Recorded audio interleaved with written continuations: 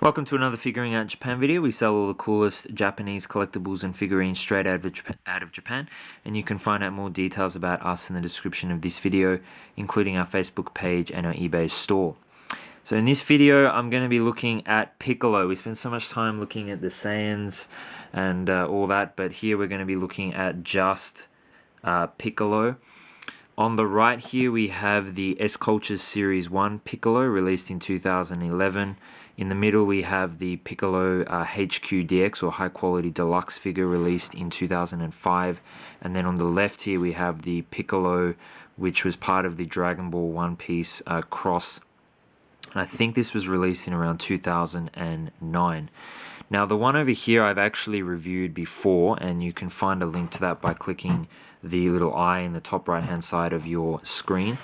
But yeah, this is a very cool figure. As I said, released 2011, SCultures Series 1. It was actually voted as the best figure in that line, which is, I know I say this every time I show this figure, but it actually beat the Super Saiyan 3 Goku figure in the voting as the favorite figures. So a lot of love for Piccolo, and clearly even Japanese people very, very highly value this particular sculpt.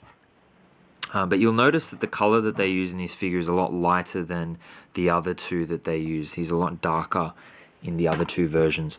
So let's now have a look at the middle one here. So as I said, this was released in around 2005.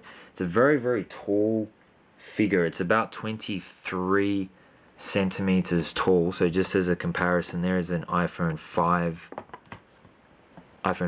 case, so you can see the difference in size there, about 23 centimeters, so that's about 9 inches, I think, something like that.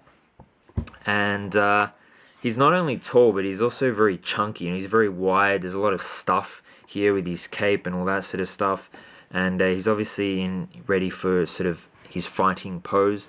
One unfortunate thing with this figure, and I'm willing to be corrected on this, but I don't think the head comes off. I tried to pull it off, but I didn't want to break it. But the cape actually is entirely loose. So it's a shame that they didn't have the ability to pull his head off and then remove the cape, and that way you could have an alternate display. But to be honest, I think he looks better with the cape anyway. But really cool face there, facial expression. And you can see all the details there with his skin and, you know, these pink parts that they use for the Namix. And we'll just have a quick look at the back. So yeah, he's quite, as you can see, he's quite tall. There's a lot there.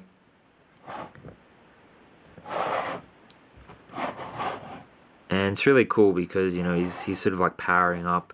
This actually might be the scene when he becomes a Super Namek, although maybe he doesn't have his cape on in that scene, I don't remember. But it's very cool.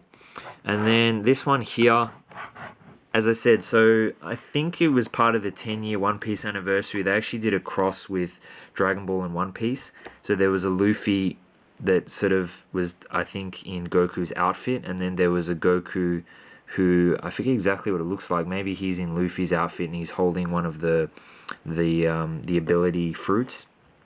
But yeah, they also released a Zoro and Piccolo, but they're not like crossed. It's just the packaging is kind of, it's got the logos of both, but this is actually just a normal Piccolo figure. You'd have no idea it was crossed with One Piece, and the same with the Zoro. And they also did it with Nami and Bulma, and they're just normal figures of those two characters. But it's actually quite a rare figure. I don't think they made too many of them, and I really like how the cape sort of comes around the front here, and it's sort of blowing in the wind. This one, rather than sort of an action fighting pose, it's sort of, you just kind of imagine Piccolo standing on a cliff and just kind of meditating or thinking about things. His head does seem a little bit low. He does have a mouth there. It's just a little bit difficult to see.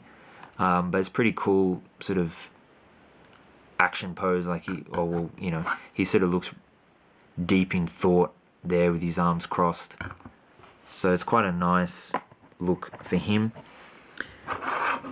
And there's also some nice color variation in the cape as well. They've sort of added a little bit of blue and that sort of stuff to give it that, like, that's not just the light reflecting there, that's actually how they've painted it. So it's very, very nice way that they've done that. The cape is not removable, it's firmly fixed to the figure itself, unlike the HQDX one that we looked at. But yeah, overall a really cool figure. This one is, how tall is this one? This one's about 17 centimeters, so that's what, 6.5, 7 inches.